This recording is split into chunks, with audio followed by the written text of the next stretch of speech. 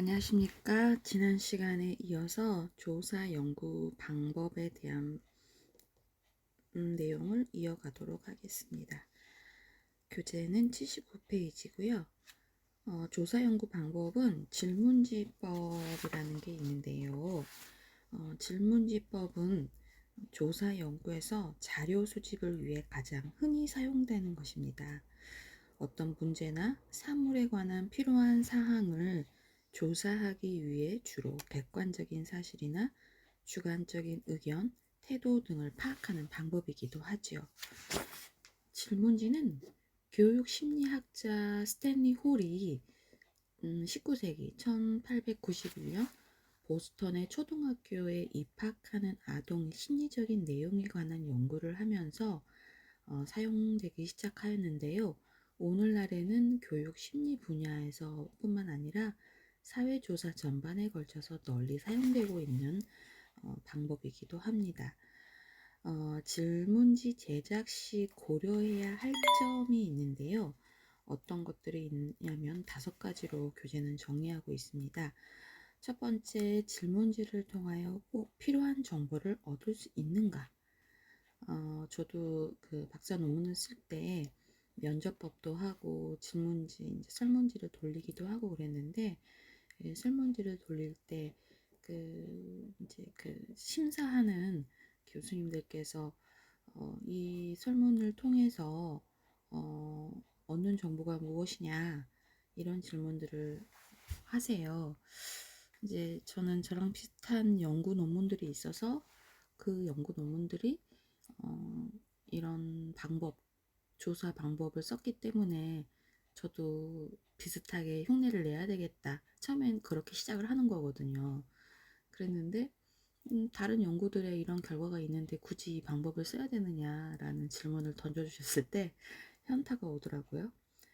응답자가 응답하기 편한 내용인가, 또 질문지에 미흡한 부분을 보완할 수 있는 신뢰할 만한 타당하며 다양한 자료 수집 방법은 없는지, 또 질문에 응답하기 쉽게 최대한 문항수를 축소하여 꼭 필요한 사항만 묻고 있는지, 또 질문 응답이 응답자에게 불이익이 없다는 사실을 충분히 인식시켰는지, 이런 내용들이 질문지 제작 시 고려해야 할 점이라고 해요.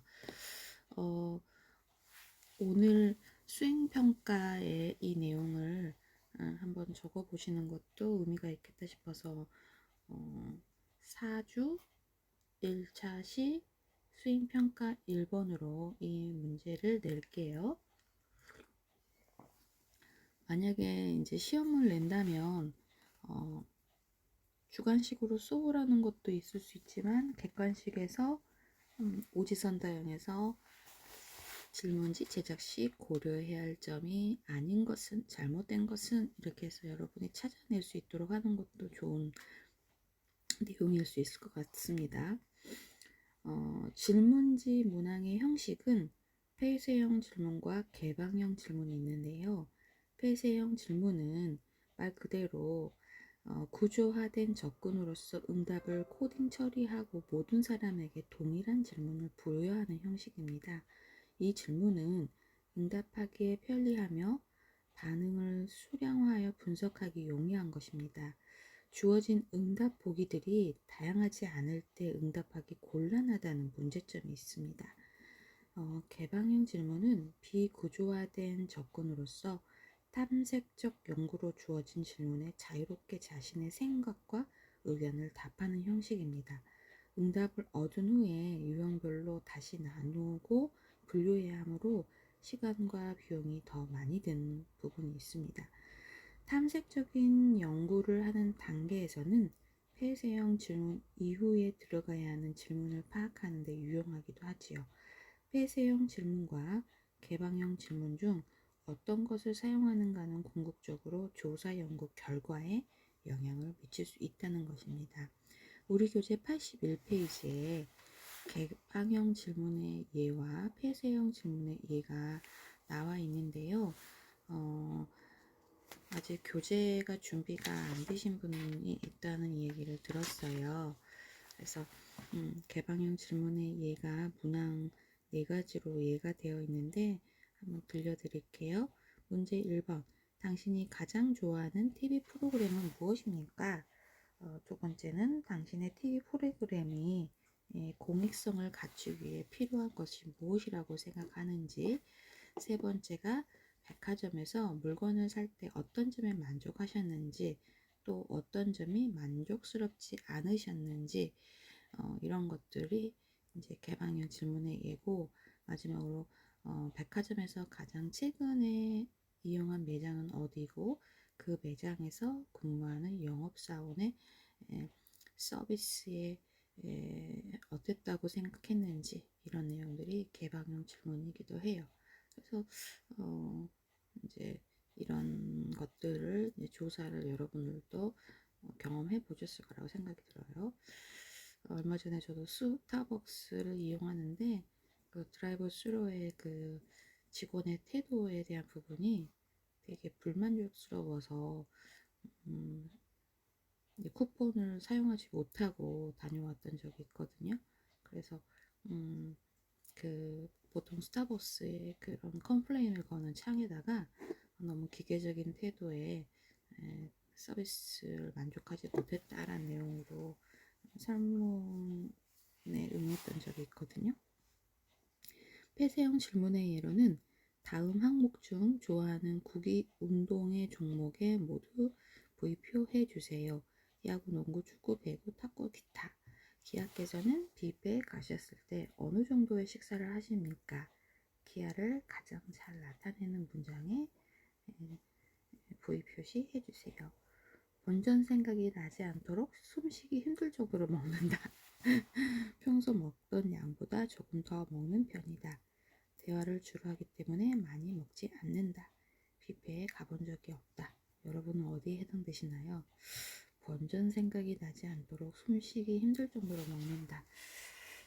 저도 몇 번 경험해 본 적이 있긴 하는데 여러분은 어떠신가요? 요즘 이제 코로나 때문에 마스크 벗고 대화하는 게 좀 조심스럽잖아요. 그래서 대화를 주로 하기 때문에 많이 먹지 않는다. 이 내용은 조금 요즘에 코시국에 해당되지 않는 답인 것 같습니다만은, 그러니까 이런 거는 시대의 흐름에 따라서 문화의 답을 좀 바꿔야 된다는 거죠. 아니면 이렇게 했지만 논의에서 조사 연구를 시작하던 당시에 마스크 의무화로 대화를 할 수 없었던 상황이 많아서 그 결과의 수치가 좀 유의하지 않을 수 있다. 이런 내용들이 나올 수 있겠죠. 폐쇄형 질문과 개방형 질문을 비교한 게 있는데요. 문항 시간이라든지 응답 시간, 응답 방식, 응답자의 문제를 제기하는 내용, 그 다음에 코딩에 대한 내용들이 개방형 질문과 폐쇄형 질문으로 비교가 되고 있는 것들이 있습니다. 문항 제작하는 시간은 개방형은 문항을 제작하는데 비교적 시간이 적게 걸리고 폐쇄형은 시간이 많이 걸립니다. 아무래도 시간이 적게 걸리면 간단하게 이제 아무래도 작성을 하고 대신에 코딩하기가 어려워요. 왜냐하면 답변을 너무 다양하게 하기 때문에 그 내용을 간단하게 정리하는 게, 오히려 폐쇄형은 촘촘하게 제작을 하기 때문에 시간이 많이 걸리겠죠. 그렇지만 코딩은 쉽다는 겁니다. 응답 시간이 개방형은 어렵고 말 그대로 다양하게 대답할 수 있기 때문에 어렵겠죠. 그래서 시간이 많이 걸립니다. 폐쇄형은 체크, 뭐 그 정해져 있는 항목에 체크만 하기 때문에 쉽고 빠르게 응답할 수 있겠지요. 응답 방식은 개방형 같은 경우는 말 그대로 자유롭게 응답할 수 있고, 폐쇄형은 제한된 응답 범주에 따라 응답해야 하기 때문에 응답자에게 자유가 없습니다. 자유롭게 기술하기 때문에 충실하게 응답하지 않을 수 있죠. 개방형은. 또 폐쇄형 질문지를 만들기 전에 응답 가능한 반응을 탐색하는데 개방형 질문을 쓰기도 해요. 그 다음에 폐쇄형 질문은 응답 방식이 간단하므로 모든 질문에 대해 충실하게 응답할 수 있습니다. 응답자가 자유롭게 답할 수 있도록 질문지의 끝에 개방식 질문 문항을 넣을 수 있습니다. 질문지 작성하는 형식에서 요령이라는 게 있는데요. 그 요령을 우리 교재는 7가지로 정의를 했습니다. 첫 번째, 예비조사를 한다. 질문 내용을 쉽고 간단, 명료하게 한다. 한 문항에 2개의 질문을 피하고 2개로 나누어 질문을 한다. 부정문보다는 긍정문으로 한다. 예비조사 후 본조사 문항 제작을 위하여 응답 대안을 어떻게 해석했고 어떻게 반응했는지를 알아보는 것이 중요하다. 응답 시간은 성인의 경우 20분에서 30분, 이동의 경우는 15분 미만으로 한다. 응답자를 익명으로 해야 회수율이나 응답의 신빙성이 높아진다. 질문의 순서도 일반적으로는 가장 흥미롭고 중요한 질문을 먼저 하여 응답자의 주의를 끄는 것이 최선이라고 해요. 응답하기 쉬운 질문들은 처음에 배치하여 응답자가 긴장하지 않고 편안한 마음으로 끝까지 조사에 참여할 수 있도록 하는 것입니다. 민감한 질문은 나중에 하는 것이 좋고, 이런 질문에 대한 응답이 연구에 반드시 필요한지를 고려하여 그렇지 않으면 질문 목록에서 제외하게 됩니다. 질문지법에 장단점이 있는데요. 먼저 장점은 비용이 적게 들어 경제적이고 상대적으로 제작이 간편합니다. 수집하는 정보에 따라 조사 대상자의 신분을 비밀로 하여 사실적으로 자신의 생각을 밝힐 수 있게 되지요. 면접이나 관찰에서 파악하기 쉽지 않은 생활 경험이나 심리적 경험을 조사하는 데 효과적이기도 합니다. 지시와 문항이 모든 응답자에게 동일하게 구조화되어 있어서 도구로서의 신뢰도가 높습니다. 단점을 한번 살펴볼까요? 단점은 응답자의 문장 이해력과 표현 능력에 크게 의존하기에 인지 능력이 부족한 대상, 그러니까 어린 아동이라든지 글자를 모르는 사람한테는 적용하기가 어렵겠지요. 응답률이 적은 경우 편파적 표집의 가능성이 많습니다. 구조화되어 융통성이 부족하고 응답하는 상황을 고려하지 못합니다. 면접에서는 흔히 응답자의 행동과 표정, 그리고 뜻하지 않은 상황을 관찰할 수 있으나 질문지법에서는 이러한 자료가 수집되지 않습니다. 우리 교재 84페이지에 아동 수학 교육에 대한 교사 인식에 관한 질문지에 대한 부분이 이제 설문조사의 예로 예시가 되어 있어요. 그래서 인적 사항이 처음에 나옵니다. 선생님의 연령, 또 성별, 경력은 몇 년이고, 여기 저는 만으로 했기 때문에 이제 몇 개월 이런 부분이 조금 더 구체화적으로 나왔으면 좋았을 텐데 만으로만 나와 몇 년으로만 기록이 되어 있네요. 보통 몇 년, 몇 개월 이렇게 쓰기도 하는데, 그 다음에 직위는 원감, 주임교사, 교사, 학력은, 전공 여부는, 현 소지 자격은 이렇게 되어 있고요. 또 기본적인 수학 개념과 기술을 익힌다 내용들을 한번 살펴보고 있는데요.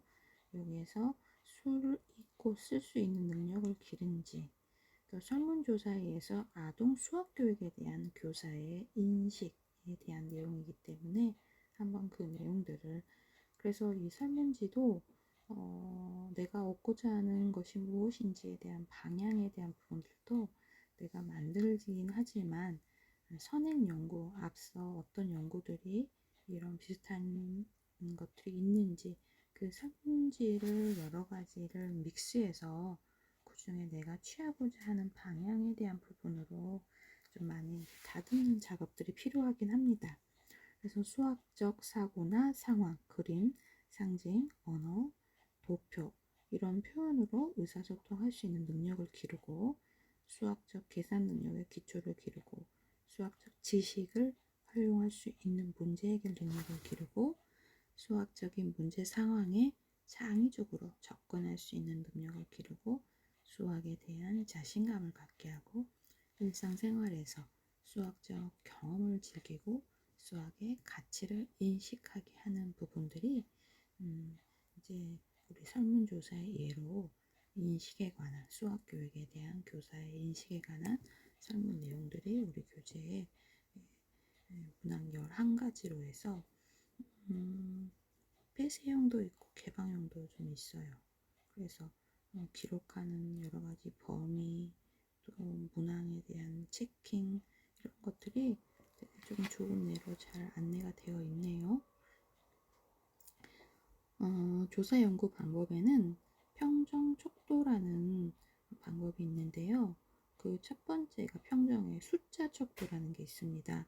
질문에 대한 응답의 범주에 일련의 번호를 부여하여서 하나의 답을 선택하게 하는 질문 응답 형태이기도 하죠. 숫자는 명시되는 경우와 순위나 단계 정도를 알아보는 것입니다.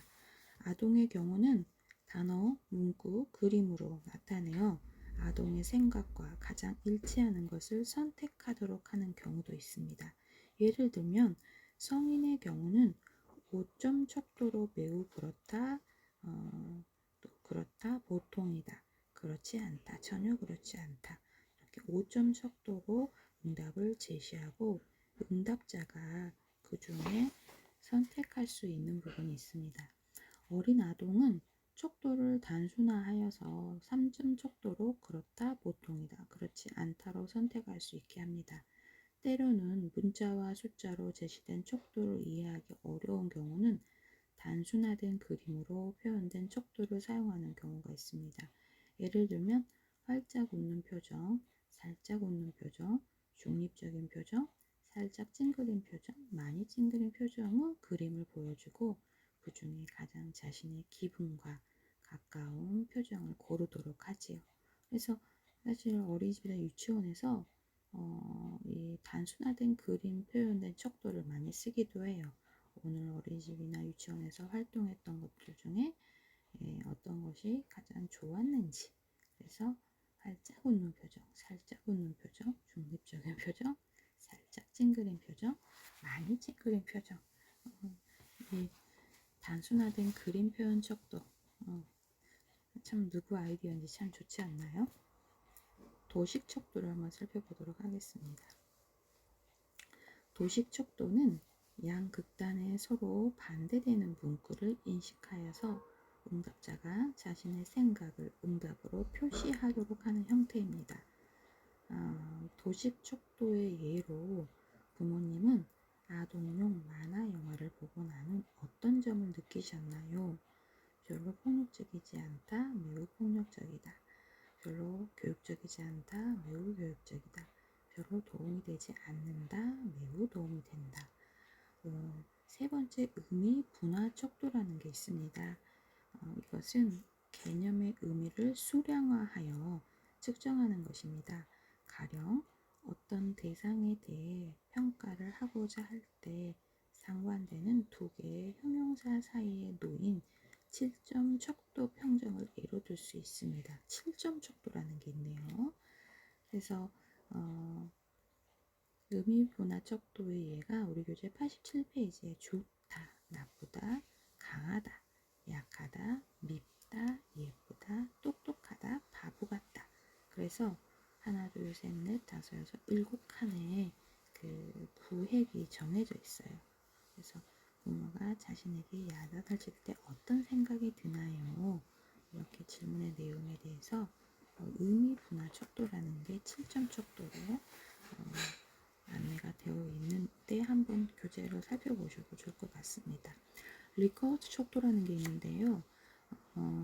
특정 주제에 대해 작성된 다양한 질문에 응답자가 답하게 되어 있는 형태입니다. 매우 동의한다부터 매우 반대한다까지 5개의 응답 범주를 제시하는 것이 가장 전형적인 5점 리커트 척도입니다. 질문지들은 무작위로 배열하여 응답자가 각자 자신의 의견과 가장 가까운 응답을 선택하여 체크하게 합니다. 리커트 척도의 좋은 예로 조기 영어 교육에 대한 태도를 학부모에게 질문을 하는 예가 우리 교재에 나와 있는데요. 다음 문항들의 보기와 내용을 살펴보신 후 찬성 또는 반대하는 정도를 체크해 주세요. 1번은 매우 찬성, 2번은 찬성, 3번 찬성도 반대도 아니, 4 반대, 5 매우 반대. 그래서 조기 영어 교육은 영유아의 영어 실력을 높일 것이다. 2. 조기 영어 교육은 영유아 기관에서 실시하는 것이 현실성이 있다. 3. 영어 교육은 조기 하는 것이 효과적이다. 조기 영어 교육은 부모들의 요구를 반영하고 있다. 현재 조기 교육의 영유아 기관 실시는 개선의 여지가 많다. 내용이 좀 촘촘하게 잘 짜여졌는데요.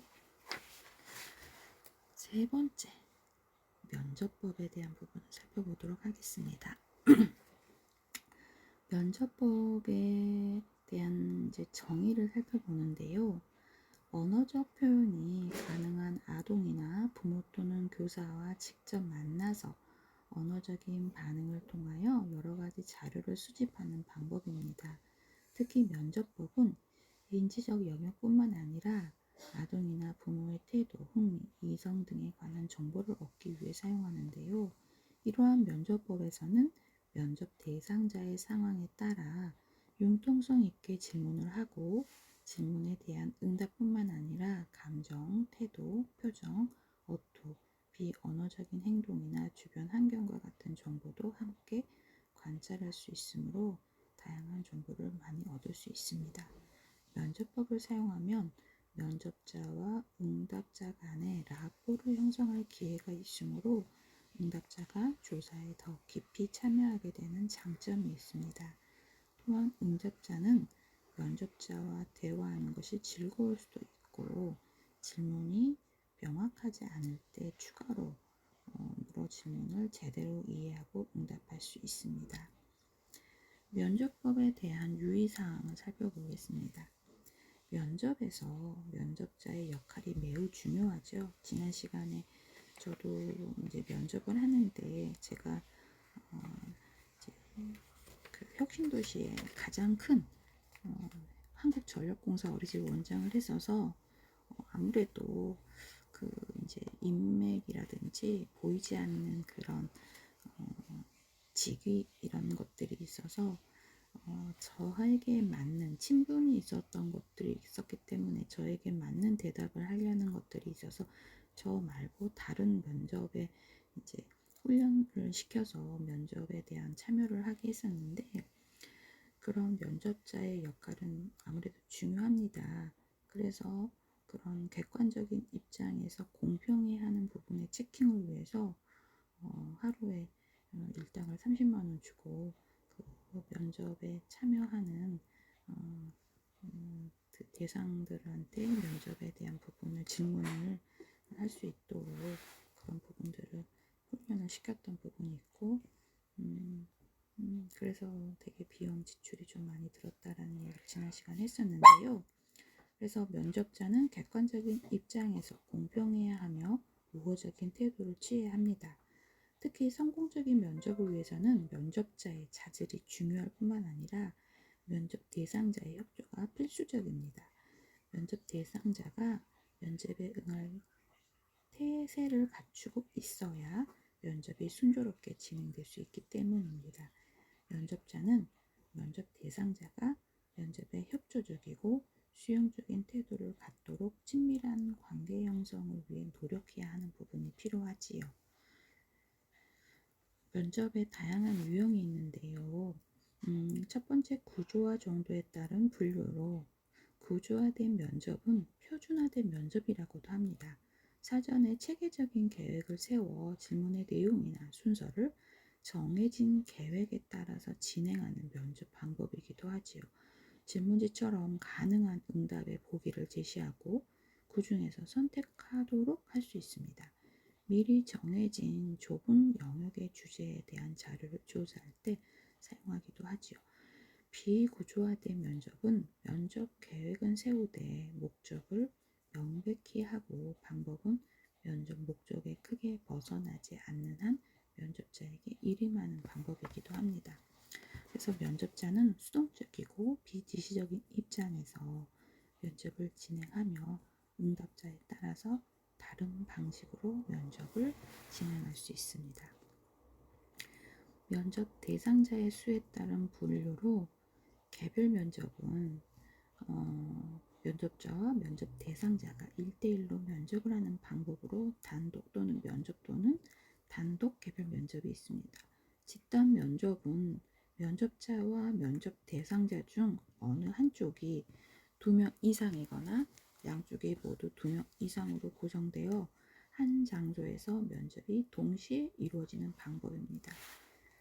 면접법의 장단점으로 면접법의 먼저 장점을 살펴볼게요. 질문지에서 얻을 수 있는 심층적이고 상세한 정보를 얻을 수 있습니다.